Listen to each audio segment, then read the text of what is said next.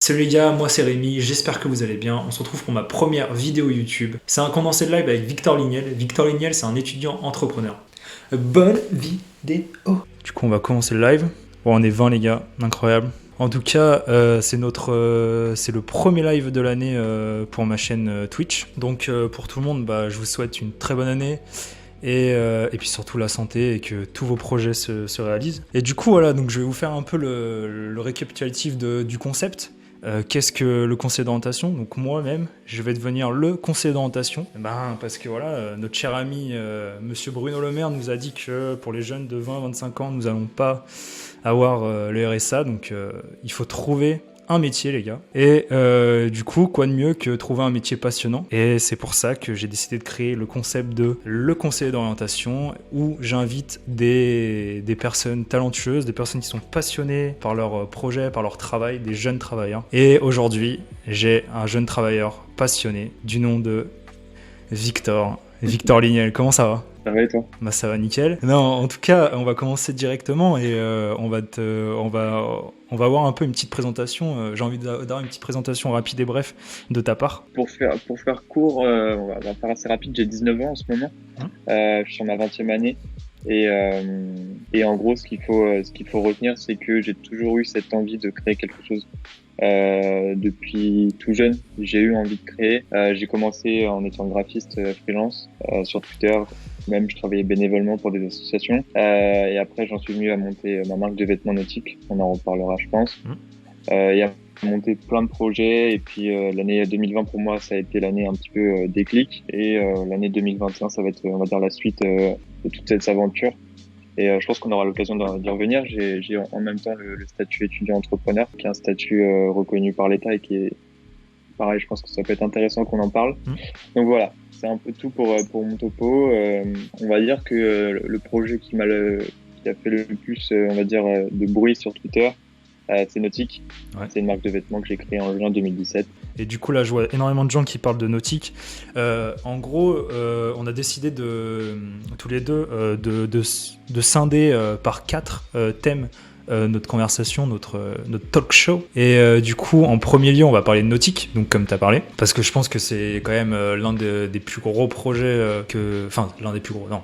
On va voir le prochain, mais ce que je veux dire, c'est l'un des projets qui t'a lancé dans le monde de l'entrepreneuriat. Voilà, c'est exactement ça.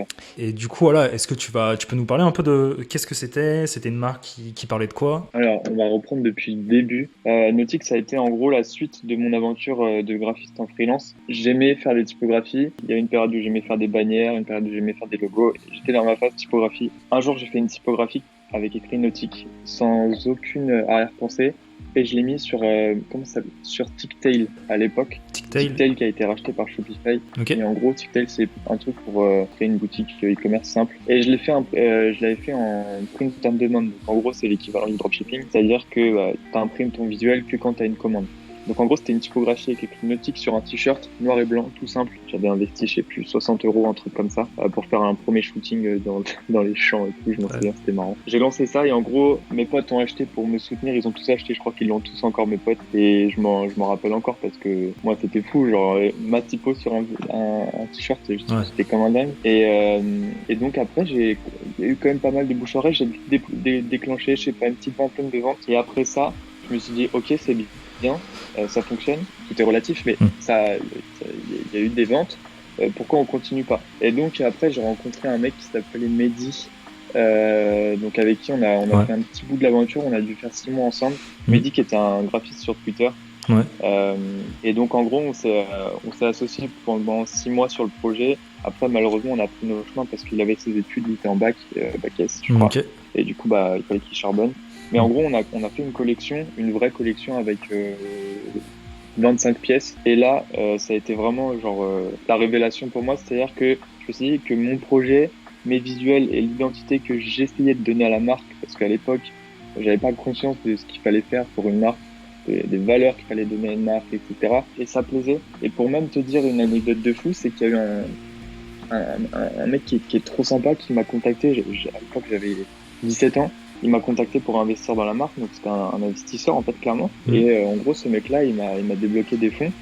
pour lancer cette première collection, pour me payer le premier shooting, pour me payer un premier stock pour ces shootings, parce qu'en vrai, ça coûte cher le textile.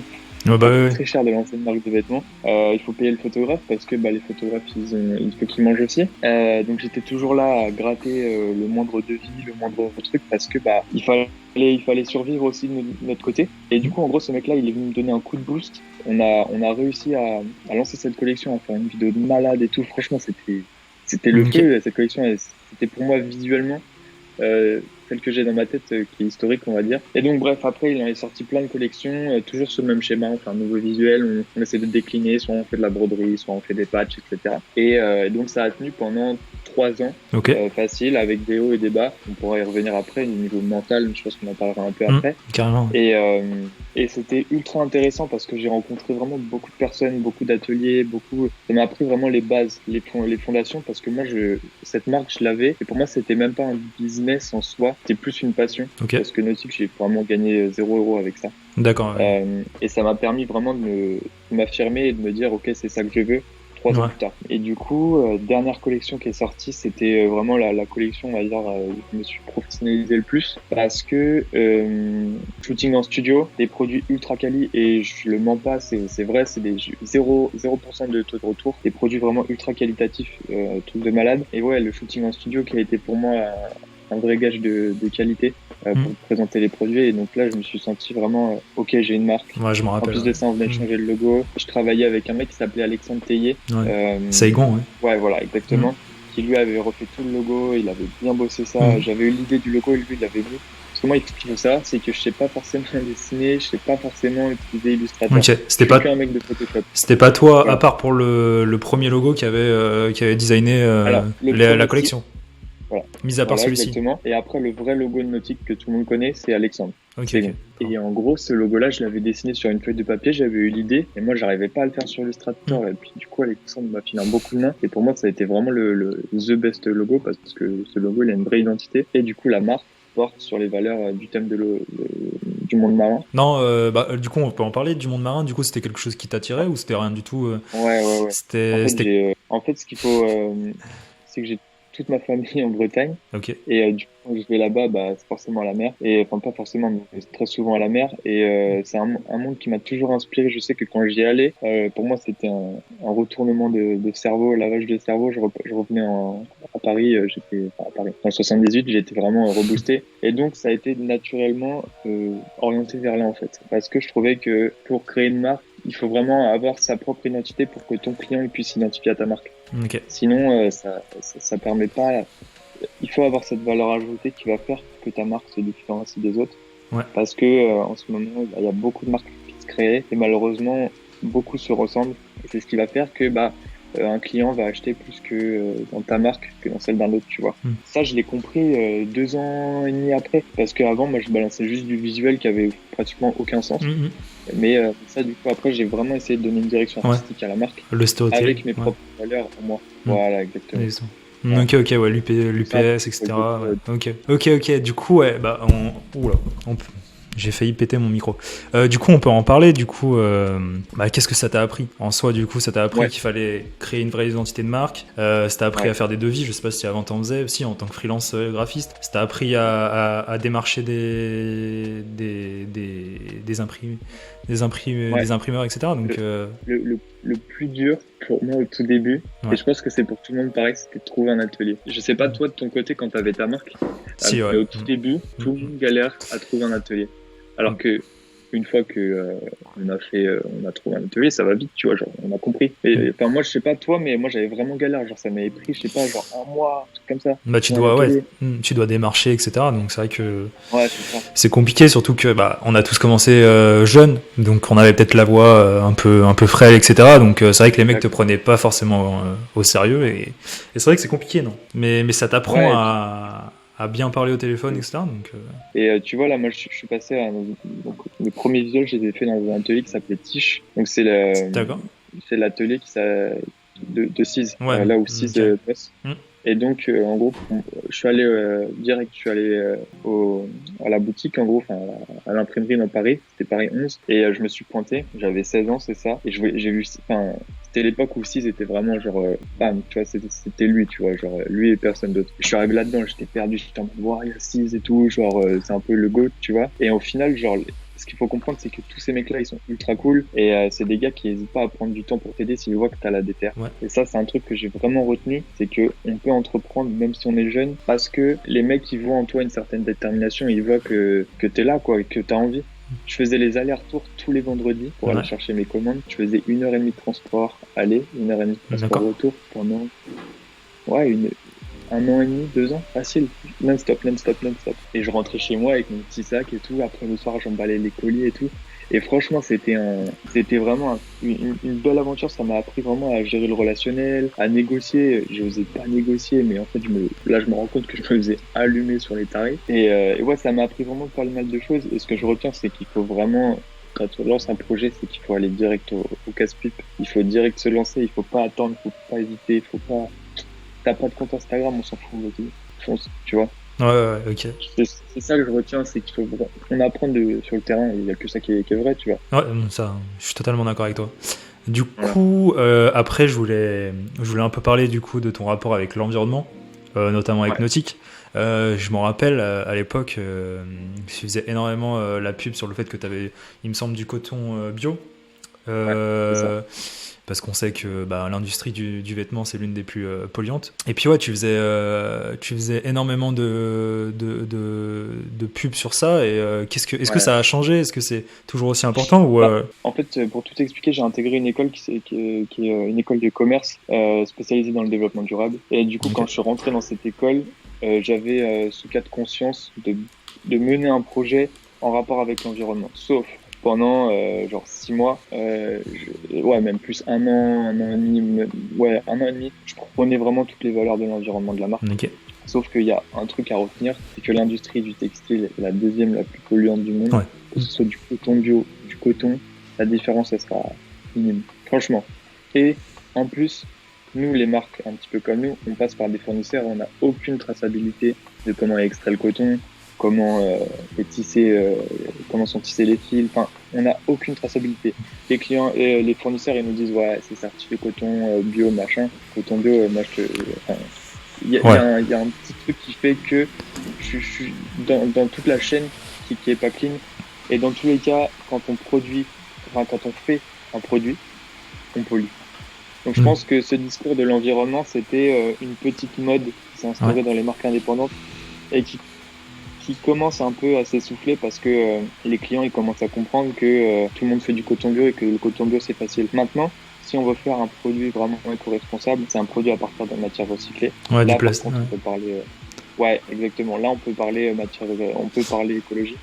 On peut parler écologie quand on a des emballages qui sont réutilisables. Tes enveloppes que tu envoies à la poste, il y a une société qui s'appelle Repack et qui en gros quand tu envoies ton colis, le client il réceptionne, il ouvre son cul, ça, il le prend et le paquet en gros, il le réexpédie et ça retourne à l'entreprise Repack qui eux les réutilisent en gros. Et il est réexpédié aux marques. Je sais pas si t'as compris le système. Ouais, si, non, mais je crois que j'avais déjà vu. Ouais. Mais tu vois, là, il y a France qui nous parle d'une marque, que je connais aussi et qui du coup, Opal, voilà, et qui du coup prend le plastique, fait des vêtements à partir de plastique recyclé, et ça, c'est pas mal. Après, les prix sont un peu plus chers, bien entendu, et je pense que quand t'es une marque indépendante, tu peux pas forcément te permettre de faire ça, mais eux avaient fait du crowdfunding à la base, et c'est vraiment cool. Ils ont une bonne identité de marque et franchement, c'est pas mal. Je connais très bien, ils sont sur Biarritz, eux.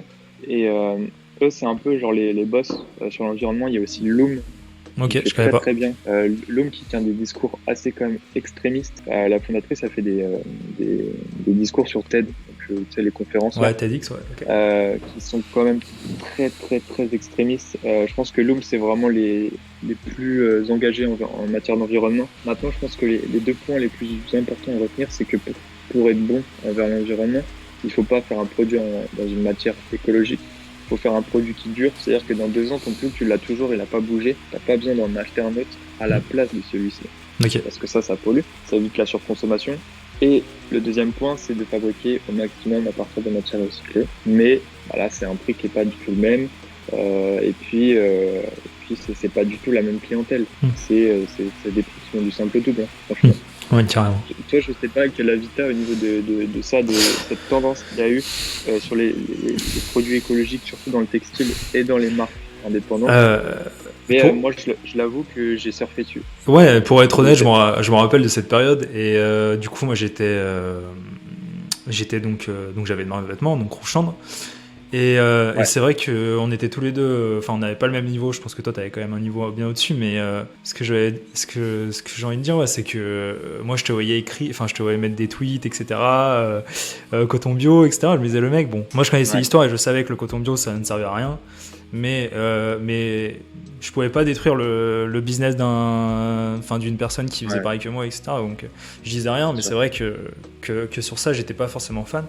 Mais je trouve que ton changement d'avis est assez intéressant et que bah, du coup, plus le temps passe et plus ta pensée évolue et c'est ce qui fait ce que tu es maintenant. Donc non, franchement, c'est Ouais, bien.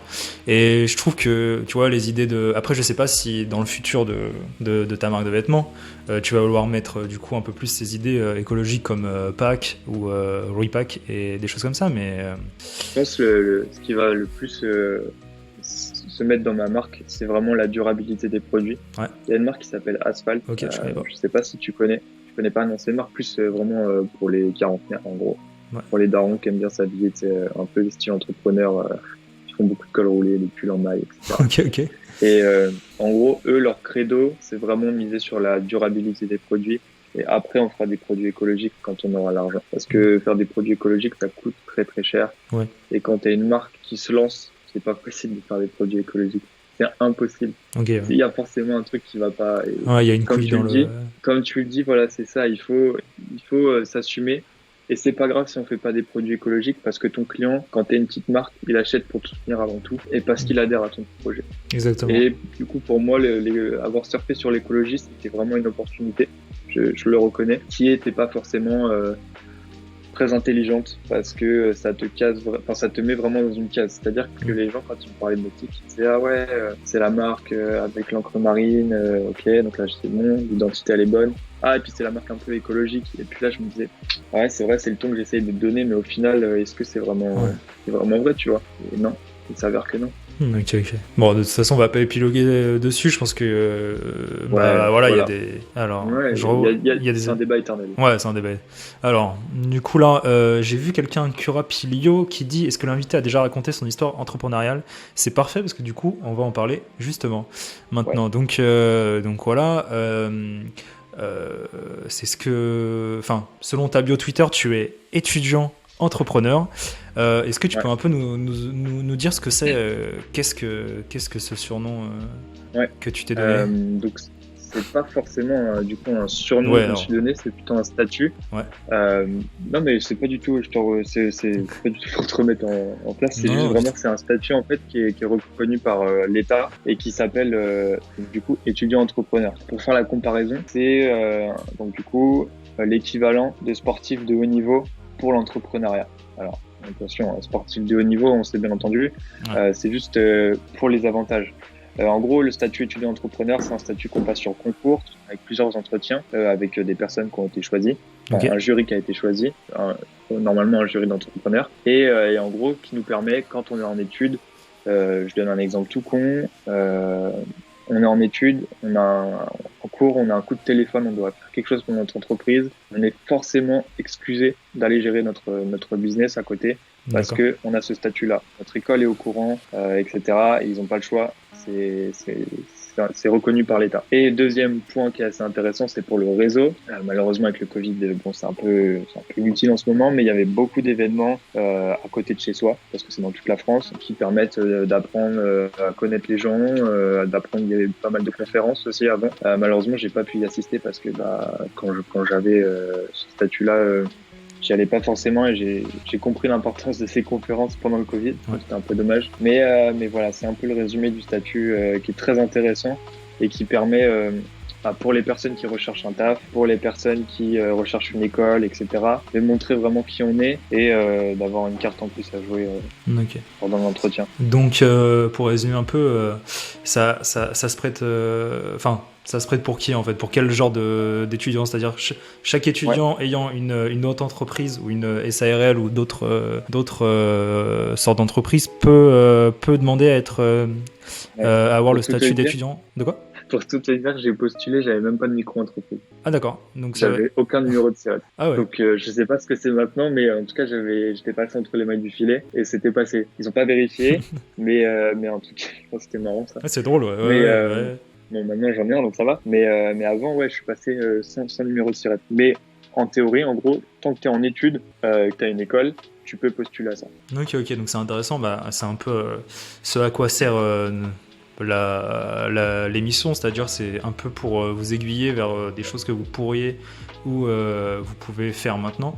Et du coup, c'est intéressant. Donc, par exemple, là, dans le chat, s'il y a quelqu'un qui est qui fait partie donc d'une école sup ou de la fac ou à la fac pourrait demander ce statut et du coup aurait ces avantages que tu as dit juste avant. Donc, voilà, ça peut être intéressant pour vous. Et un point aussi que j'aimerais préciser, c'est que j'ai oublié de le dire, c'est qu'on a un tuteur. En gros, un mec qui s'occupe de nous et qui va suivre nos objectifs. Donc ça, c'est intéressant. Il n'est pas là à nous appeler toutes les semaines, mais il nous appelle, il fait un point tous les mois avec nous. Ok, Victor, qu'est-ce que tu as fait ce mois-ci? C'est quoi tes objectifs du mois prochain? Et il peut nous recommander à des personnes.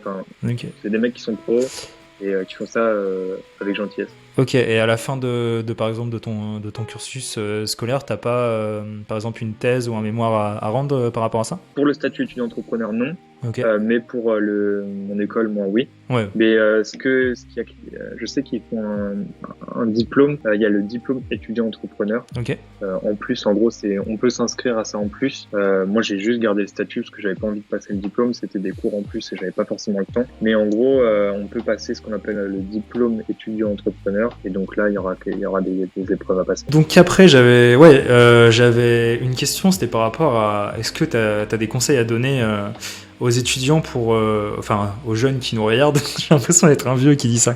J'ai l'impression d'avoir 40 ans et qui fait un cours. Non. Du coup, non, je voudrais savoir, est-ce que t'as des conseils pour lier les deux, lier l'autre entreprise et être freelance, auto-entrepreneur et être étudiant? Je pense que c'est quand même assez intéressant. Ouais.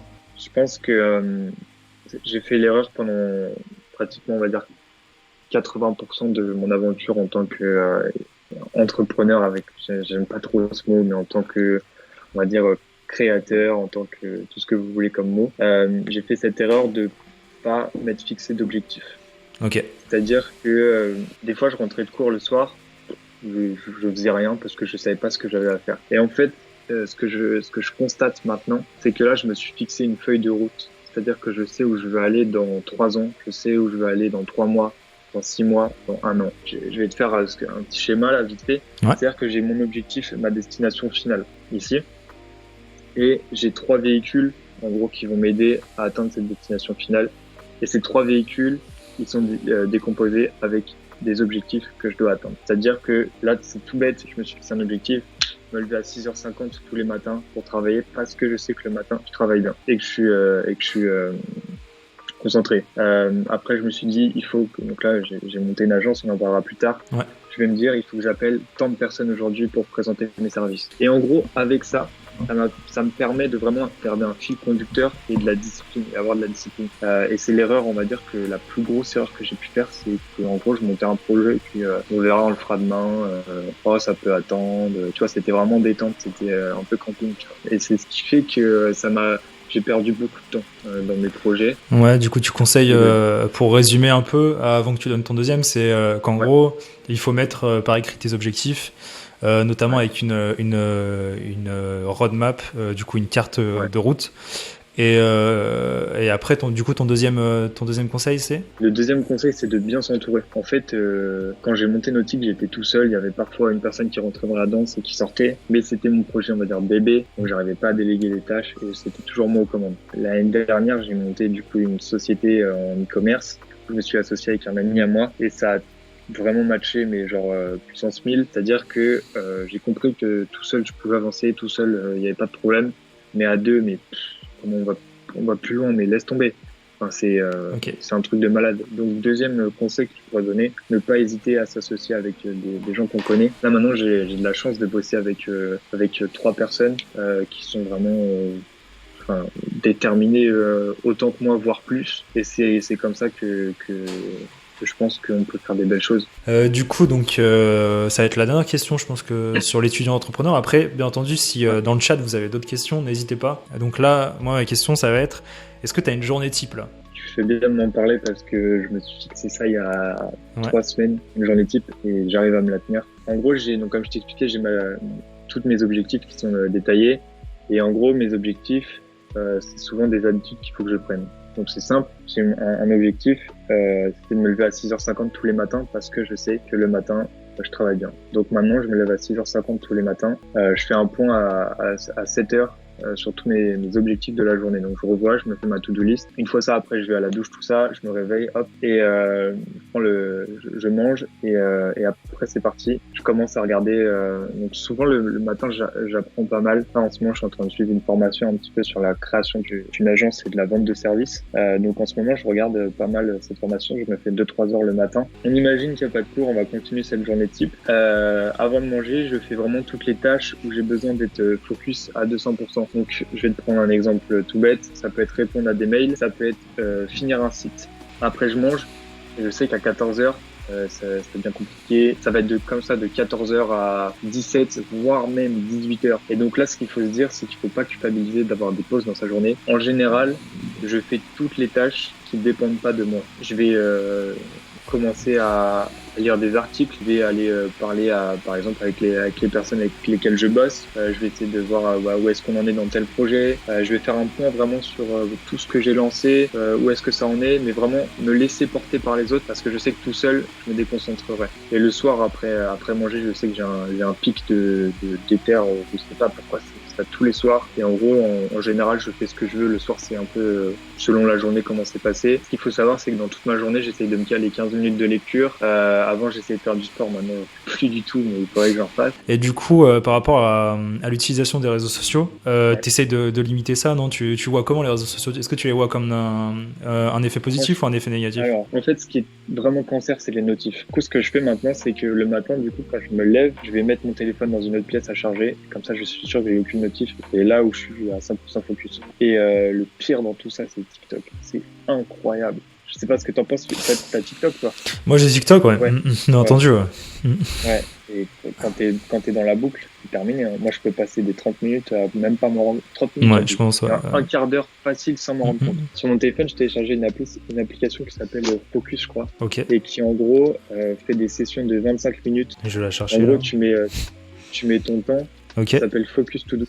Tu mets ton temps et en gros ça te déclenche un groupe de 25 minutes et en gros tu sais que pendant 25 minutes ça te coupe toutes les notifs et c'est vraiment fou parce que moi je sais que je me tiens à ce chronomètre et pour moi c'est la récompense d'aller aux 25 minutes et de pouvoir aller sur les réseaux sociaux. Je suis encore là-dedans, je suis encore sous la dopamine, la dépendance. Ouais, c'est la dopamine.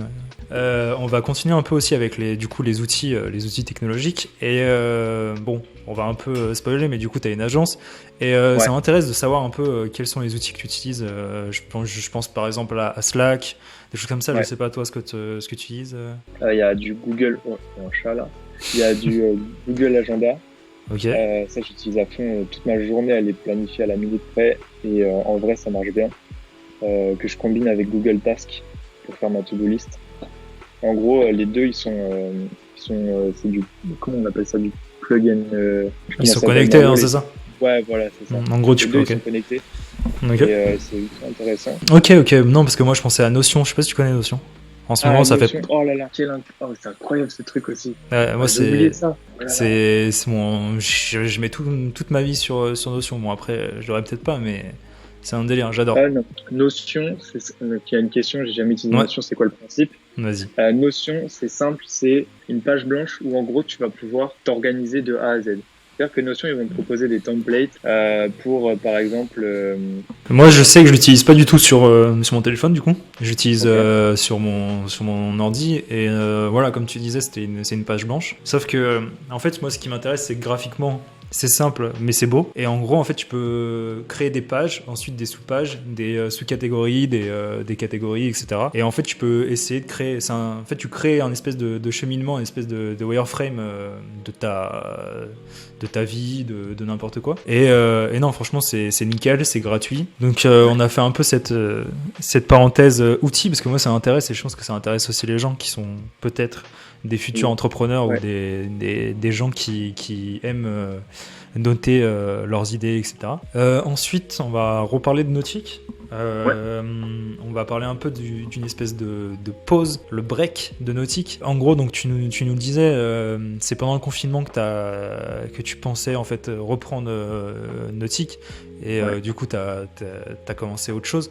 Et en fait, je voulais savoir un peu, est-ce que tu as eu une baisse de motivation? Est-ce que comment ça s'est passé en fait? C'est une espèce d'arrêt? Est-ce que c'est les études? Alors vraiment, ça a été le confinement, ça a été beaucoup de personnes, je le sais, mais je parle pour moi. Ça a été vraiment un gros chamboulement.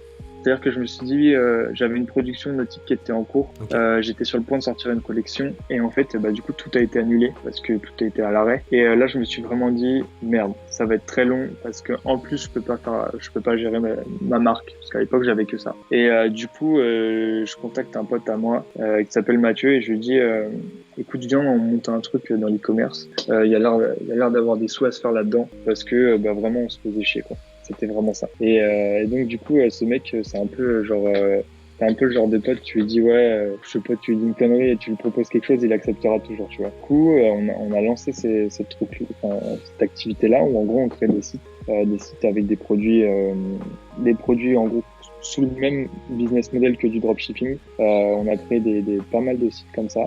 On a appris énormément de choses pendant tout le confinement. On s'est formé beaucoup. On a regardé des tonnes de vidéos parce qu'en fait, ce que je remarquais, c'était qu'avec Nautique, je savais créer une marque. Je savais donner une identité à tous mes projets. Et ce que j'ai appris en créant mes boutiques e-commerce, c'était à vendre. C'était comment tourner la description de cette fiche produit pour que ça vende mieux, comment ramener du trafic sur mon site. Et donc, pour la petite histoire, anecdote qui est assez marrante, pendant le confinement, tout le monde s'était mis à se raser la tête. Je sais pas si tu te souviens, premier confinement, tout le monde se rasait le crâne. Ouais. C'était vraiment, il n'y avait plus de quoi faire, donc ouais. Ouais, c'est ça.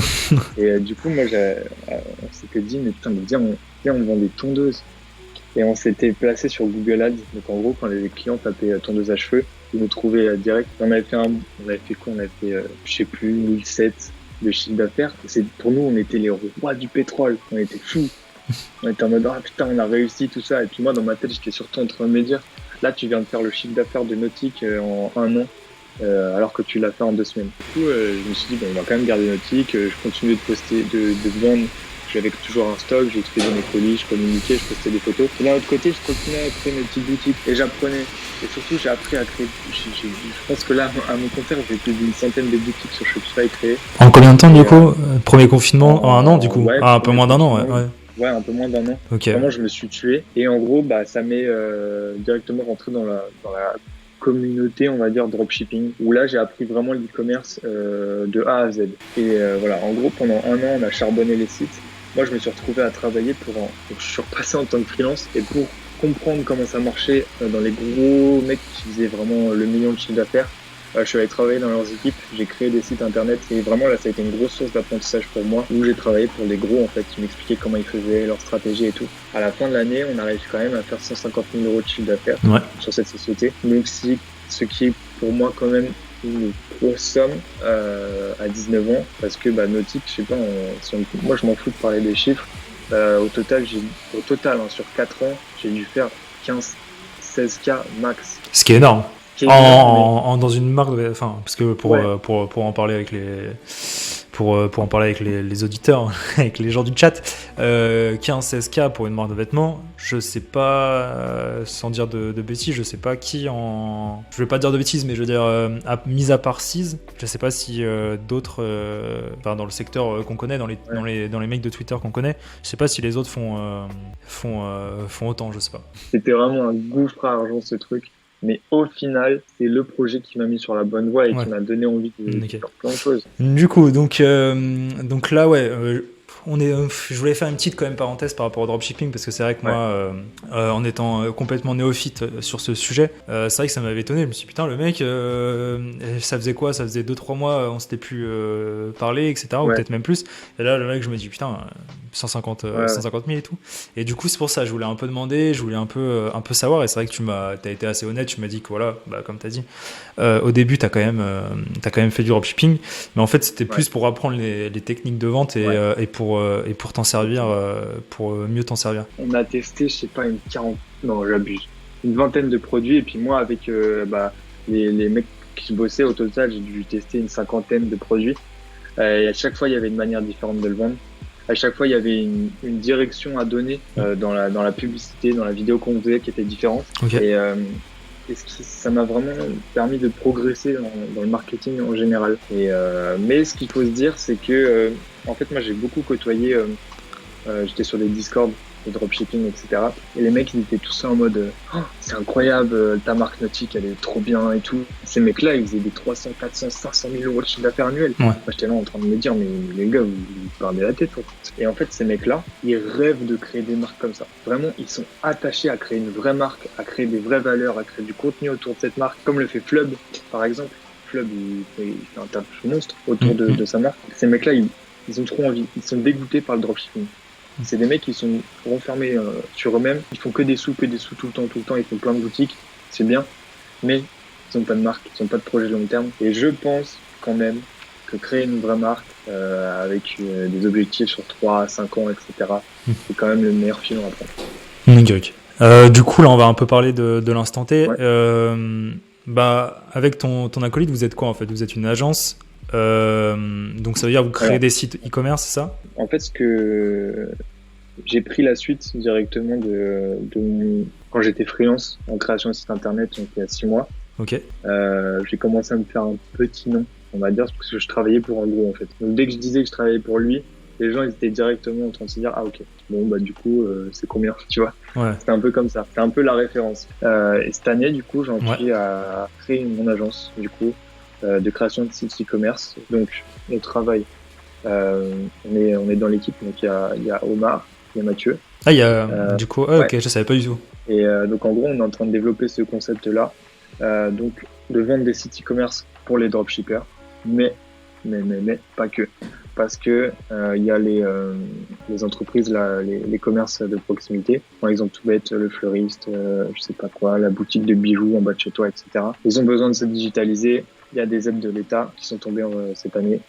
Du coup, on va essayer de cibler ces commerces-là aussi et de leur expliquer que c'est un avantage pour eux de créer un site e-commerce parce que c'est une visibilité en plus et que vraiment ça peut être du chiffre d'affaires pour eux. Enfin voilà. En gros, on vend des sites e-commerce pour tout le monde. Et après ça, on propose un service de graphisme, un service de publicité en ligne, donc Instagram, Google, Snapchat. Et après, à la demande, on fait même du service client pour les gros sites. Donc voilà, c'est vraiment l'idée, c'est d'englober toute la sphère e-commerce. Parce que j'ai des clients dropshipping essentiellement, ils viennent me voir qui me disent ok Victor, je pose 3K sur la table. Moi, je veux pas m'occuper du site, je veux juste récupérer les sous. C'est vraiment ça. Et en gros, on source le produit, on s'occupe de la logistique, on fait le site, on gère l'envoi des commandes, enfin, on fait tout. Et en gros, le mec, il pose ses sous et il repart avec, tu vois. Le but final, c'est quoi? Est-ce que, comment tu te vois dans est-ce qu'on va essayer de faire, je crois qu'il me semble, il y a une technique, c'est 3, 5, 10 ans. Savoir comme ça, je sais pas comment ça s'appelle, mais en gros, il y a une espèce de petit truc. Et du coup, on va essayer de faire, par exemple, dans 3 ans, où tu te vois? Franchement, dans 3 ans, donc là, du coup, je suis en train de développer l'agence et franchement, cette agence-là, j'ai envie qu'elle cartonne. J'ai une déterre de malade. Donc cette agence-là, je vais au moins passer 1 an dessus là, à 200%. Okay. Plus après, comme j'ai expliqué la société avec Mathieu, comme j'ai expliqué tout à l'heure. Donc en gros, je vais avoir ces 2 projets-là. Je vais avoir mes propres sites avec mes propres marques, puisque je suis en train de développer des produits très intéressants où on développe nous-mêmes nos produits. Ça part d'une idée et après, je contacte les personnes qu'il faut pour développer ce produit. Donc il y a cette partie-là. Après, moi, j'ai l'agence à côté. Je vais avoir ces 2 projets-là à gérer pendant 1 an. C'est mon objectif, c'est de rien lâcher, même s'il y a des petites baisses de motivation. Ça arrive très fréquemment. C'est de me tenir à ça cette année. L'idée, c'est que dans 3 ans, j'aimerais bien quand même avoir ce qu'on appelle des side projects. Donc c'est des projets où j'ai investi soit du temps, soit de l'argent. Et un projet que Jules a mis dans le chat qui m'a toujours fait kiffer, et je sais pas pourquoi j'aime trop. C'est la télé. C'est les barbershops. Ah non. Vraiment, je sais pas, j'ai envie de monter un barbershop. Comment ça se fait? C'est quoi? Ça vient d'où, ça? C'est le concept qui me plaît, moi. Moi, je vais souvent chez le coiffeur me faire mon dégradé et tout. Et je sais pas, je kiffe quand je vais là-bas. Le concept et tout. Enfin, moi, j'ai trop d'idées. Genre, si je fais mon barbershop, je sais déjà à quoi il va ressembler, où est-ce qu'il sera, comment il va s'appeler. Enfin, tu vois. Donc ça, par exemple, c'est un exemple de side project que je pourrais avoir. Et sinon, dans 10 ans, j'espère avoir une Tesla quand même. Dans 10 ans? On me donne pas. Et non, franchement, dans 5 ans, la Tesla même. Dans 5 ans. Et pour parler d'études, du coup, il te reste combien d'années là? Il te reste 1 an, 2 ans, 3 ans? Ouais, là, il me reste. Donc là, je suis en 2e année, donc il me reste encore 1 an et demi. Ok. Parce que je suis en bachelor, donc je fais 3 ans. Du coup, j'ai le choix, soit je fais un master et je continue pour 5 ans. Ouais. Mais bon, c'est pas forcément la solution. Là, j'arrive plus à tenir, il faut que je me lance. Donc je suis en gros, là, ce que j'ai fait cette année, ça s'est un petit peu mal terminé. Enfin, pas mal terminé, mais en gros, j'ai une fin de période d'essai, fin de alternance, le 22 décembre. Donc c'était juste avant les fêtes. Donc j'étais bonne humeur pour la fête de fin d'année, c'était cool. Et là, pour moi, c'était vraiment le noir total. Je me suis dit, putain, qu'est-ce que je vais faire? Ouais, bah. Et au final, j'ai réfléchi et j'ai réussi, enfin, c'est en cours, à me mettre en alternance dans ma propre société. Ça, c'est pas mal. Ouais, c'est pas mal, tu te mets bien. Je suis mon propre patron, on va dire. Et si je me lève pas le matin, bah, c'est à moi que je peux m'en vouloir. Donc, en gros, cette année, c'est vraiment... pour moi, ça va être l'année qui va être... l'année de la validation. Valider moi-même. Voilà, exactement. Et plus tard, tu ne dois pas vivre à l'étranger Si, tout. Okay. Mais vivre à l'étranger... En fait, l'idée, c'est que je sois libre. Et ça, c'est une phrase d'entrepreneur vraiment bidon. Mais c'est vrai, c'est que tant que j'ai un PC, une connexion, je peux être où je veux, tu vois. C'est vrai. Non, c'est vrai. Ouais, parce que du coup, je me posais la question. Bon, après, avec le Covid, c'est un peu compliqué, mais est-ce que tu as par exemple des voyages d'affaires Est-ce que dans le futur, tu voudrais avoir des voyages d'affaires? Ouais, de ouf. Bah là, tu vois, je commence à bosser avec l'agence, on va se mettre à taffer avec des gros influenceurs sur Dubaï. Okay. Des belles têtes, hein, franchement, à genre plus de 3 millions, voire 4 millions même. Des Français? Ouais, des Français qui sont expatriés à Dubaï. J'ai envie d'avoir les noms là. Ouais, je pense. La GLC Family, c'est bon là. Non, même pas. Mais t'es pas loin. J'ai même des athlètes Red Bull, etc. Des sportifs français. Ok. Plein de sportifs qui sont en France, des tennisman, etc. Ah, je veux tout savoir. Ouais, par exemple, tennisman qu'on va accompagner, il y a Benoît Paire. Ok. Je sais pas si tu connais. Si, bien entendu, ouais. Et puis après, j'ai d'autres projets où là, c'est pas encore confirmé, donc je peux pas trop en parler. Mais en gros, ouais, on accompagne des grosses têtes et du coup, moi, dès que je peux aller les voir à Dubaï, je fonce. Après, moi, je suis pas trop. Dubaï, c'est un peu flex city quand même. Ouais. Donc, je suis pas. Carrément. Ça me correspond pas forcément. Ouais. Mais ouais, je kifferais bien y aller, faire des voyages. Avec ta ton petit PC, petite case en... ouais, finesse, non, ça va être pas mal. Et voilà, on a parlé de tes objectifs, du coup avec l'agence. Ouais. Tes objectifs nautiques, c'est quoi? Les objectifs nautiques, c'est de relancer la marque et de m'y tenir. Parce que le problème, c'est que j'avais pas un mental d'acier et je prétends toujours pas en avoir un, attention, quand j'avais la marque. C'est-à-dire que moi, dans ma vie perso, dès que ça allait un peu mal, bon bah écoute, nautique, ça passera plus tard, tu vois. Sauf que nautique, c'est toujours le projet que les gens m'en parlent souvent. Et alors nautique, ça dit quoi? Je suis associé à cette marque et je sais que je tiens toujours mon bébé entre les mains parce que c'est mon projet de cœur. C'est incroyable. J'ai l'impression d'avoir. Après là maintenant ça s'est atténué parce que moi ça date, mais j'ai vraiment vécu la même chose, gros. Je sais pas toi, mais en soirée à chaque fois t'avais nanana. Ouais, d'accord. C'est horrible. Enfin c'est gentil, tu vois. Les gens ils se préoccupent de toi, de savoir ce que tu fais, etc. Mais c'est vrai que c'est t'es associé à cette marque et toi je pense encore plus parce que t'as quand même poussé le délire encore plus haut que moi. Donc c'est vrai que je pense que toi ça devait être encore pire. Bah on m'en parle tout quand on t'en parle encore là ou Ouais, je vais plus à des soirées, mais je sais que quand je connais des gens que j'ai pas vu depuis 3-4 mois, alors nautique, tu vois, c'est direct. Ils pensent pas que j'ai autre chose, tu vois. Ouais. Et du coup, cette année, bon bah c'était un peu moins, mais c'est direct, ouais, nautique. Bah, franchement, je suis content d'avoir été là ce soir et très intéressant de discuter avec toi et ça pousse à la C'est vraiment, moi j'aime trop. Franchement, c'était une première pour moi.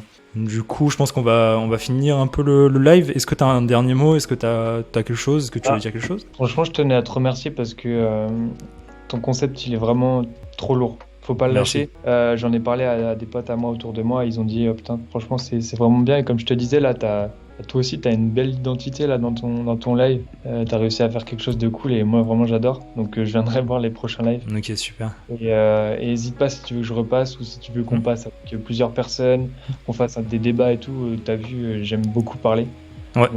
Donc moi, je serais toujours chaud. Et bah écoute, moi je vais continuer avec les éloges. Non, franchement, c'était un honneur de t'avoir. Et puis voilà, je suis super content. On a réussi à faire un live, je pense, qui est très attractif, très très bien. Et je pense que les gens vont pouvoir l'écouter, voire le réécouter. On va dire le réseau social où il faut te follow, c'est où? C'est Twitter, non?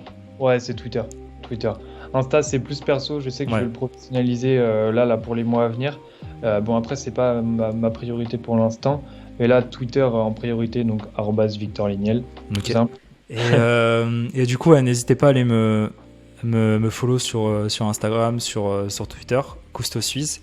Je poste un peu de tout. Et pour les nouveaux qui sont arrivés grâce au raid de Flub, je remercie du coup Flub pour le raid qui a été très très sympa parce que j'ai réussi à dépasser les 250 abonnés, donc je vous remercie vraiment. Sur Twitch, c'est très très compliqué.